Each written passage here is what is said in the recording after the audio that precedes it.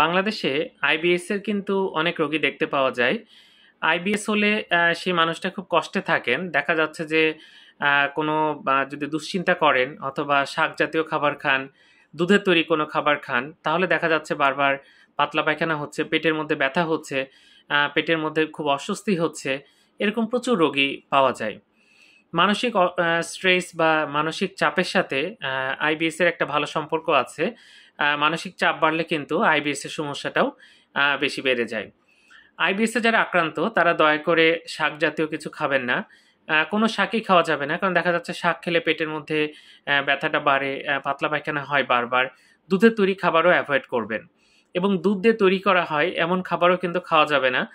সেই খাবারগুলো খেলে কিন্তু আইবিএস এ আক্রান্ত রোগীরা খুব কষ্ট পাবেন। আইবিএস কমন রোগ, আমাদের দেশের মানুষ কষ্ট পান। তবে এটার ভালো চিকিৎসা আছে। এটা ভালো একজন গ্যাস্ট্রোএন্টারোলজিস্টের সাথে পরামর্শ করে ওষুধগুলো খাবেন। অনেকে যেটা করে ওষুধ খেলে ভালো থাকেন, হঠাৎ করে ওষুধ খাওয়া কমিয়ে দেন বা বন্ধ করে দেন, তারপরে আবার সমস্যা হয়। তাই ওষুধটা বন্ধ করা যাবে না, একটানা খেয়ে যেতে হবে। ধন্যবাদ সবাইকে।